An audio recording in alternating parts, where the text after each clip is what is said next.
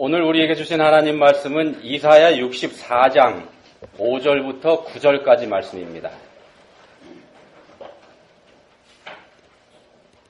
한 목소리로 읽겠습니다.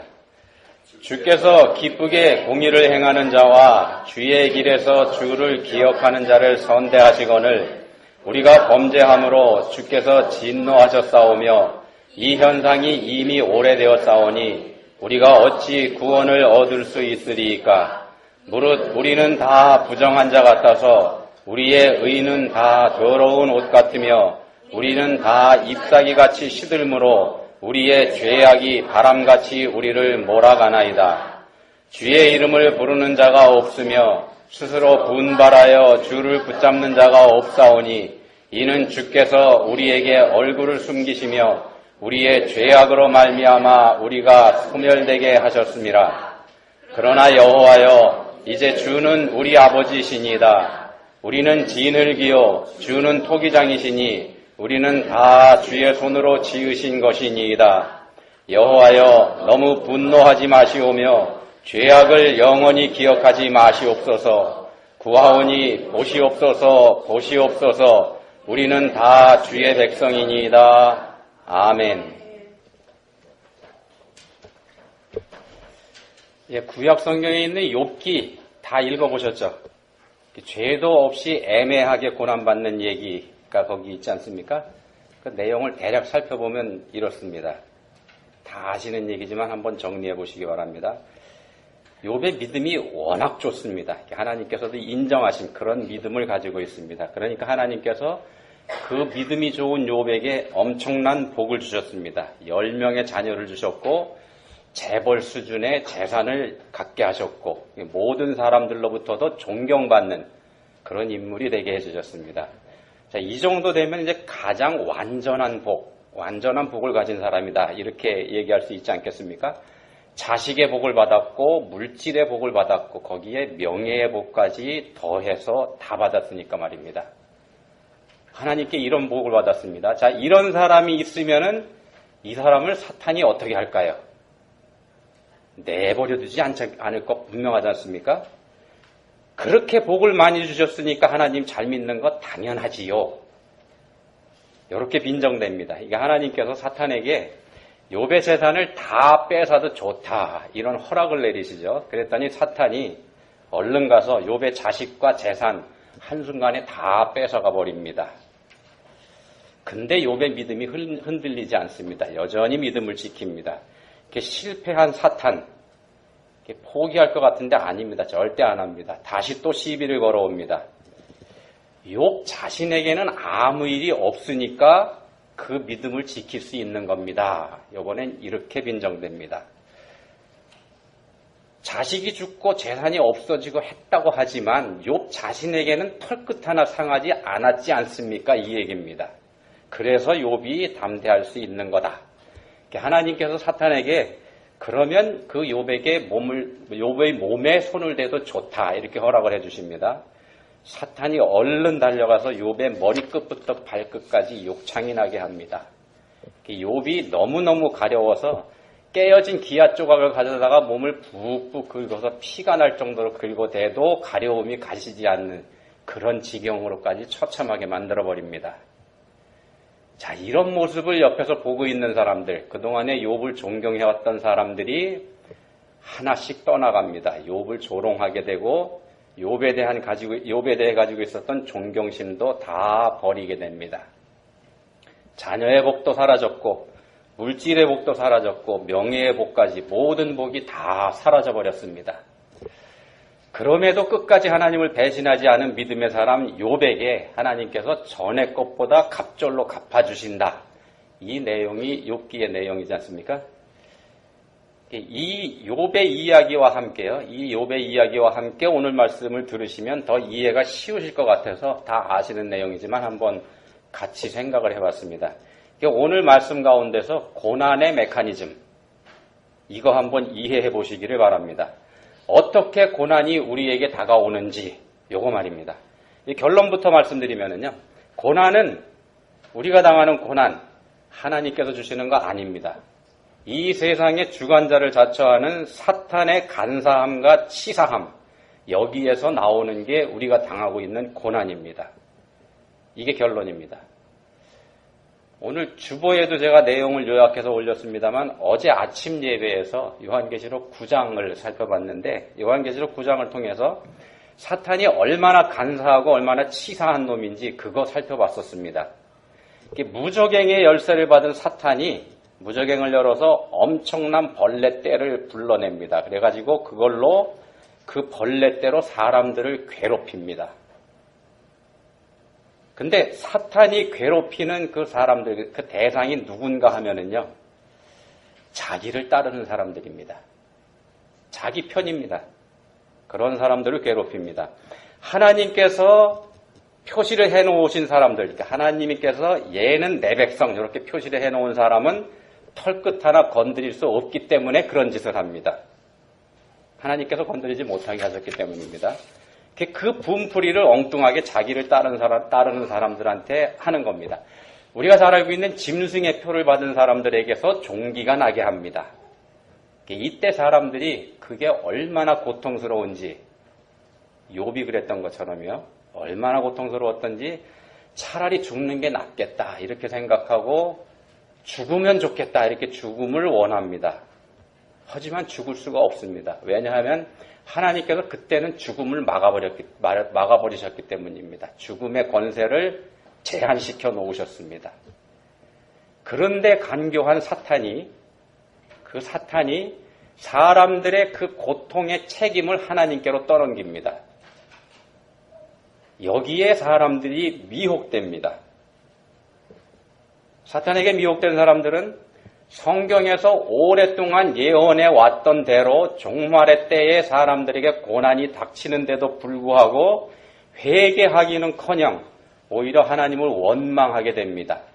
금과 은과 동으로 만든 우상 숭배에 더 깊이 빠져들게 되고 하나님께서 계명으로 주신 살인하지 말라, 간음하지 말라, 도둑질하지 말라 이 계명을 점점 더 어기는 쪽으로 가게 됩니다. 계시록에서 이렇게 증거하고 있습니다. 그러면서 오히려 하나님을 비방한다. 물론 회개하지도 않고요. 이렇게 요한계시록 16장 9절에서 증거하고 있습니다. 사탄이 그렇게 유도를 하는 겁니다. 사람들을 미혹시키니까 사람들이 그렇게 끌려갑니다.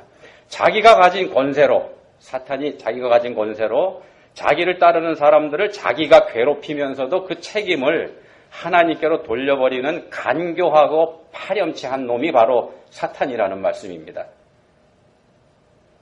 하나님께서 허락하시는 범위 안에서만 그렇게 할 수 있습니다. 욥기에서 보는 것처럼요. 그렇지만 그 범위 안에서 권사를 행사할 수 있음에도 마치 자기가 하나님인 것처럼 모든 권세를 다 가진 양 행동하는 게 사탄의 속임수입니다. 근데 이런 사탄의 계략에 하나님을 믿는 우리들도 날마다 당하면서 살고 있는 게 현실이기도 합니다. 우리도 속으면서 살고 있습니다. 예를 들면 우리도 종종 이런 말 합니다. 왜 나에게 이런 고난을 주시는지 모르겠다. 우리가 가끔 하는 말이죠. 누가 줬다는 뜻입니까? 하나님께서 나한테 고난 주셨다는 뜻이죠. 그렇지만 분명한 거는요. 고난이나 시련 이건 하나님께서 주시는 거 아닙니다. 모든 게 다 사탄의 장난입니다. 그리고 그 책임을 하나님께로 돌리는 거 이게 사탄의 계략입니다. 우리가 당하는 고난이나 시련을 하나님이 주셨다고 생각하는 게 사탄의 계략에 넘어간다는 말씀입니다. 나아가서는요. 이런 사탄의 계략에 농락당하는 우리들 자신의 책임이 여기에 있기도 합니다. 모르고 속고 있으니까 말입니다. 탕자의 비유 한번 생각해 보시기 바랍니다. 탕자가 돼지가 먹는 것조차 얻어먹지 못할 만큼 비참한 처지가 된 거, 이거 누가 뭐래도 자기 잘못입니다. 자신의 죄 때문에 그렇게 됐습니다. 근데 한번 생각해 보십시오. 탕자에게 재산을 준 사람은 탕자의 아버지입니다. 물론 아들이 달라고 원했지만 아들에게 주기로 결정한 사람은 아버지입니다. 이때 아버지가 아들에게 재산을 물려줄 때 세상 경험이 더 많은 아버지, 이 아들이 잘못될 가능성이 있다는 거 알고 있었습니다. 누구보다도 아들을 잘 알고 있기 때문에 그 아버지가 알게 되는 겁니다. 그렇지 않습니까? 사탄이 이거를 이용할 수 있다는 겁니다. 사탄의 간교함은 아들이 아버지를 원망하게 만들 수 있다는 겁니다. 자신이 잘못될 거 짐작하고 있었으면서도 자신에게 재산을 물려줬다고 말입니다. 그래서 자신이 이 지경이 됐다고 아버지를 원망하게 만드는 것, 이게 사탄의 간교한 계략이라는 말씀입니다. 그렇지만요, 아들을 그 지경으로 망가뜨린 장본인이 누구냐 하면 그게 바로 사탄입니다.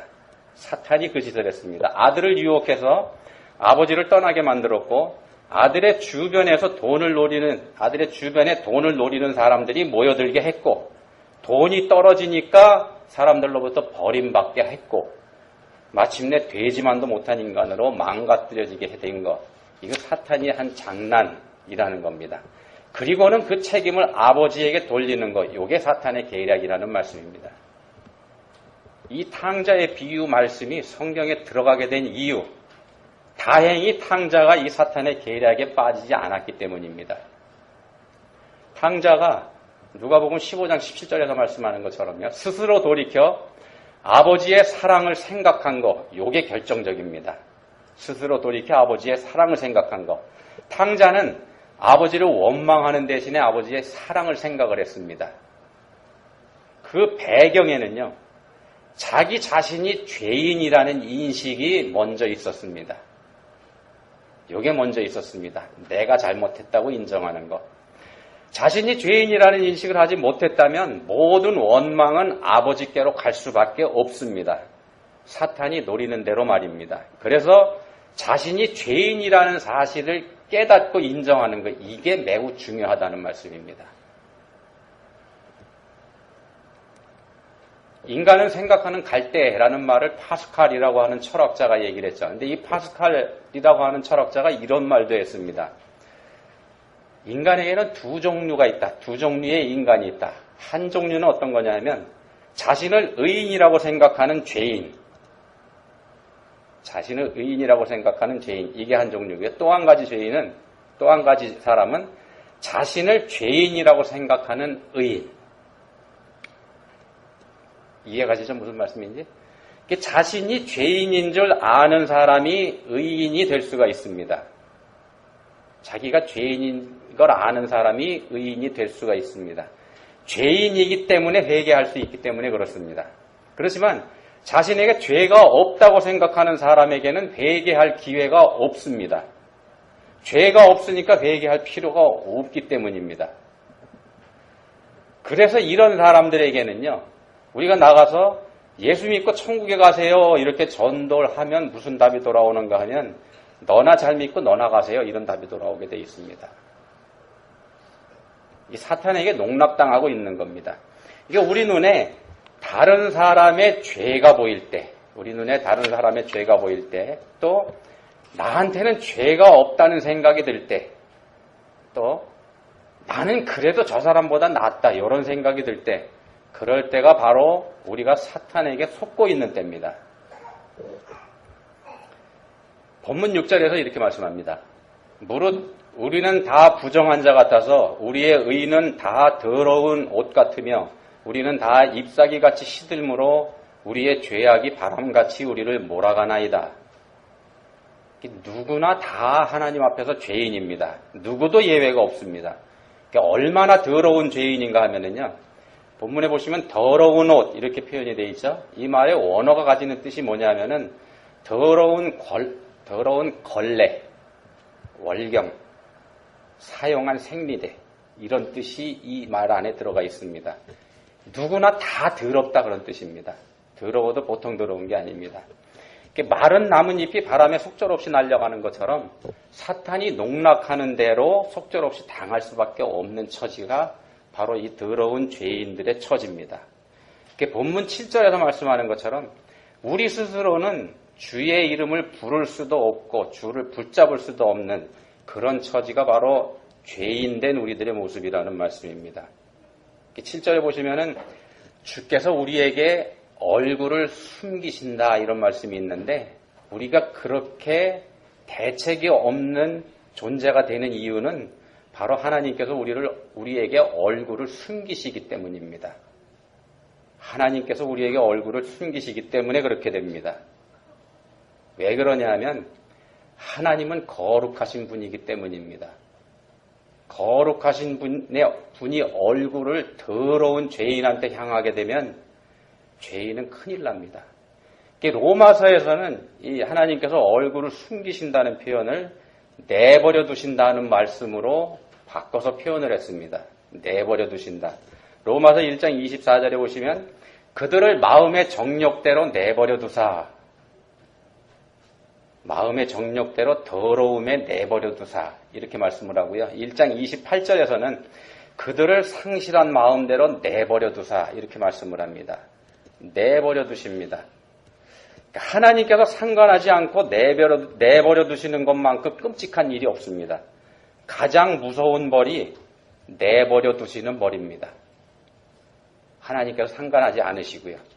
하나님께서 내버려 두시면 그 사람은 완전히 사탄의 수중으로 넘어가기 때문에 그렇습니다. 욥을 한번 보시듯이요. 욥을 하나님께서 잠깐 내버려 두셨습니다.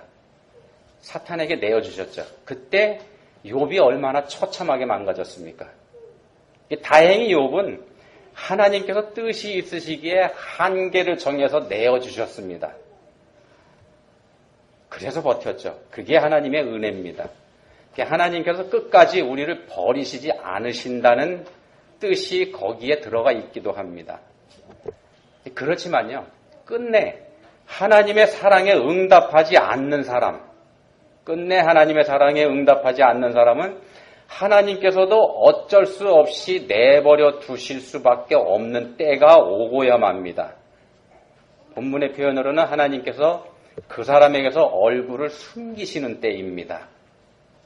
그게 지옥입니다. 모든 관계를 끊어버리시는 때입니다. 지옥은 그 사람을 보호하고 있던 일체의 장치, 이게 완전히 제거돼 버린 곳입니다. 더 이상 하나님과 관계없는 곳, 그곳이 지옥입니다. 불러도 소용없는 곳입니다. 근데 이 세상에는요, 이미 지옥을 경험하면서 사는 사람들이 있습니다. 이 세상에서 지옥을 경험하며 사는 사람들이 있습니다. 하나님과의 모든 관계를 스스로 끊어버리고 자기 자신만을 의지하면서 사는 삶이 그런 삶입니다. 그러니까 하나님께서 내버려 두시는 사람은, 세상에서 내버려 두시는 사람은요, 세상에서 영향을 받게 됩니다. 내버려 두셨으니까요. 세상에서 영향을 받는데 세상의 영향을 듬뿍 받게 됩니다. 완전하게 받게 됩니다. 이 말씀이요, 세상에서 그 사람 곧바로 망하게 된다, 그 말씀 아닙니다. 오히려 반대입니다. 세상에서 더 잘 될 수가 있습니다. 그런 사람이. 하나님께서 세상에 내버려둔 사람, 세상에서 더 잘 될 수가 있습니다. 하나님을 부인하고 자기 힘으로 세상에서 성공하고 출세하기 위해서 애쓰는 사람, 오히려 세상에서 잘 될 수 있습니다. 왜 그러냐면요, 이게 세상의 법칙을 따르기 때문입니다. 비록 변질되기는 했지만 하나님께서 만들어 놓으신 법칙에 이 세상은 아직도 영향을 받고 있습니다. 그 세상에서 열심히 일하는 사람, 더 좋고 더 많은 거 더 얻을 수 있습니다. 그렇지만 문제가 왜곡되어 있다는 겁니다. 이 세상이 왜곡되어 있다는 사실을 반드시 염두에 둬야 됩니다. 열심히 공부하고 열심히 일해서 많은 것을 얻을 수 있기도 한 게 세상입니다만 반드시 그런 것도 아니죠. 얻을 수 있습니다.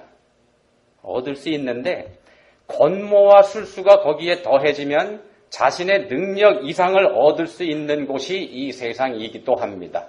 왜곡되어 있기 때문입니다. 이게 바로 사탄의 간교한 계략입니다. 요즘 한국에 보시면은 자신의 능력 이상의 것을 누렸던 사람들이 바닥으로 떨어진 거 우리가 봅니다.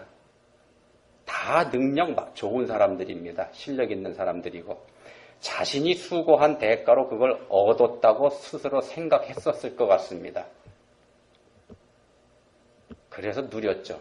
그들에게 권모와 술수와 권력이 주어졌을 때 사탄의 계략에 말려들기 시작합니다. 이 사람들이 자기의 힘을 믿고 갈 때에 하나님께서 내버려 두십니다. 하나님 의지하지 않으니까요. 그렇지만 어느 순간 앞에서 말씀드린 것처럼 사탄이 밑바닥으로 내동댕이 쳐버리는 때가 옵니다. 자기 사람인데도 말입니다. 치사한 사탄이. 우리가 요즘에 그걸 보고 있는 겁니다. 그 중에는 하나님을 믿는 사람이 있을 수 있습니다. 하나님을 믿는 사람이라면 어떻게 할까요? 둘 중에 하나일 겁니다. 자신의 죄를 회개하든지 아니면 하나님을 원망하든지. 여기서 다행히 하나님을 바라보고 하나님 앞에 회개하게 되는 것, 이게 하나님의 은혜로 되는 일입니다. 하나님께 자기 죄를 고백하고 도움을 청할 때 그 하나님의 은혜를 체험할 수 있습니다. 탕자가 스스로 돌이켜 아버지를 생각하게 된 게 바로 아버지의 은혜입니다. 자신을 사랑하시는 아버지를 생각했을 때 탕자가 스스로 돌이킬 수 있었다는 말씀입니다. 그렇지만요, 반대로 자신이 망가질 줄 뻔히 알면서도 재산을 물려준 아버지의 행위만을 생각했다면 아버지를 원망하면서 저주하게 된다는 말씀입니다. 둘 중에 어느 쪽을 생각할지, 이건 탕자 자신이 자기가 죄인이라는 사실을 인정하는지 그렇지 않은지 여기에 따라서 결정이 됩니다. 자신의 죄를 깨닫고 회개하는 것, 이게 구원의 조건이라는 말씀입니다. 하나님을 원망하면서 하나님께 책임 돌리는 것, 이거 말이 안 된다는 말씀입니다. 하나님을 끝내 믿지 않는 사람은요, 하나님께서도 내버려 두신다, 이렇게 말씀드렸습니다. 그러면은요, 반대로 하나님을 잘 믿는 사람이 이 세상에서 고난을 당하는 건 왜일까? 하나님 의지하고 하나님한테 굴복해도 이 세상에서 고난 당하지 않습니까? 바울 사도도 그랬죠. 왜 그럴까? 하나님께서 내버려 두시는 사람도 아닌데 말입니다. 계속해서 보호해 주시고 계실 텐데 말입니다. 하나님께서 내버려 두시는 사람은요, 세상에서도 내버려 둔다, 이렇게 말씀드렸습니다. 세상에서 그 사람 출세하는데 해방 안 합니다. 그래서 세상에서 잘 됩니다. 더 많이 노력할수록 더 잘 되고, 거기에다가 자기 실력에다가 플러스 권모, 술수, 권력까지 더하게 되면은 몇 갑절로 더 잘 됩니다. 그죠? 이게 하나님이 내버려 두신 사람입니다. 세상도 그 사람을 내버려 두기 때문에 그렇습니다. 상관 안 하기 때문에. 세상의 법칙에 순응해서 살아가는 사람이기 때문에 세상이 굳이 그 사람 방해할 필요가 없다는 말씀입니다. 사탄이 심통을 부리기 전까지 말씀입니다. 근데 하나님께서 버려두지 않으시고 여전히 보호하고 계시는 사람, 하나님께서 계속 상관하시는 사람, 이 사람은 이 세상도, 바꿔서 말씀드리면 사탄도 계속 그 사람을 상관합니다.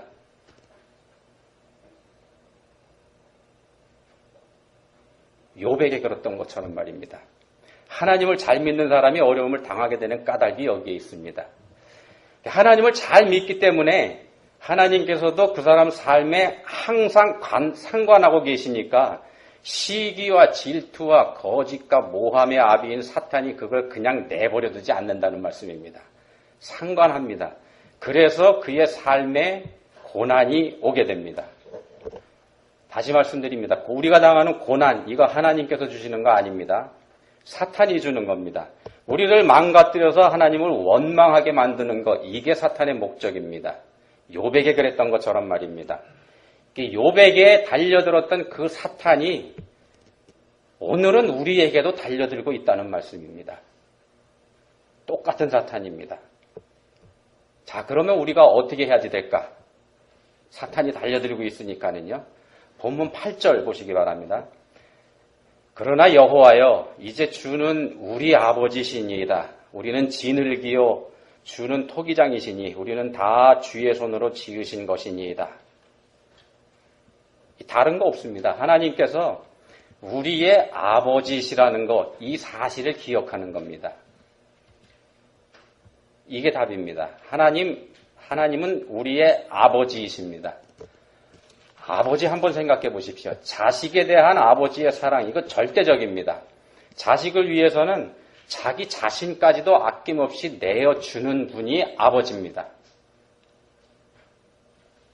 왜곡된 세상에서 우리가 보고 있는 왜곡된 아버지, 이건 빼놓고 말씀드리는 겁니다. 그건 왜곡된 거니까요.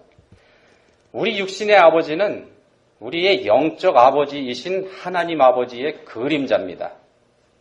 진정한 아버지는 하나님 아버지 한 분이시죠. 우리 모두는 그분의 자녀입니다. 자녀된 우리를 위해서 자기 자신을 십자가에 내어주셨지 않습니까?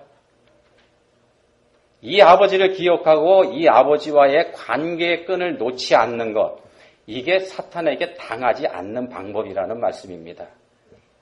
사탄에게 당하더라도 끝까지 이길 수 있는 방법입니다. 한 가지 더는요, 아버지의 권한을 인정해 드리는 겁니다. 탕자는 스스로 돌이켜서 아버지 집을 생각하고 돌아왔습니다. 아버지 집의 주인인 아버지의 권한을 인정했다는 말이 됩니다. 그런 뜻이기도 합니다. 이게 우리가 하나님을 아버지로 부르는 것, 이건 그 하나님께서 바로 우리를 지으신 창조주 하나님이시라는 사실을 인정해 드리는 것이기도 합니다.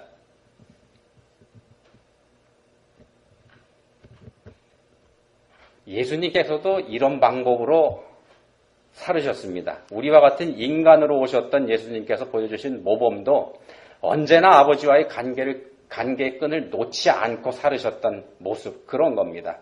요한복음 10장 30절에서 나와 아버지는 하나이니라 이렇게 말씀하셨죠.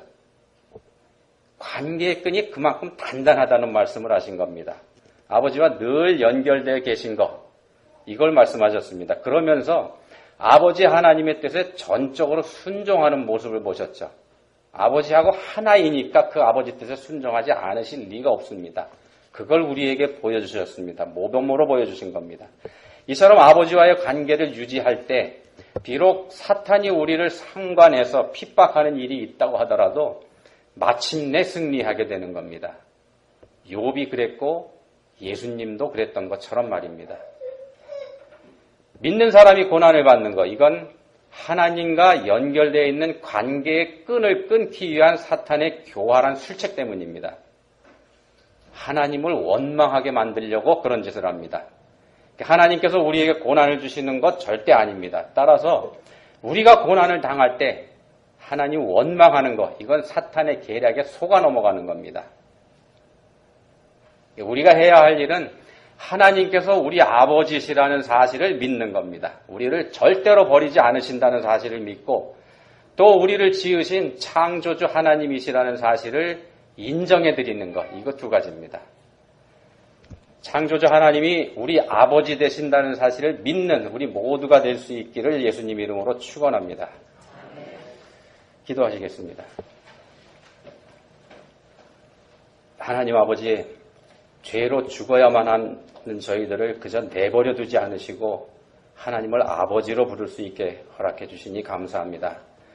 그 때문에 때로는 저희에게 고난이 오기도 하지만 그게 사실은 저희에게 복이 된다는 거, 이 시간에 저희가 생각해 봤습니다. 이제 간절히 원하오니 하나님을 아버지로 모시는 삶이 가져올 영광되고 복된 모습 저희가 늘 생각하게 해주시기 원합니다. 그리하여서 악한 사탄의 계략에 속지 않는 저희 모두가 될 수 있게 해주시기 원합니다. 저희를 도와주십시오. 예수님 이름으로 기도합니다. 아멘.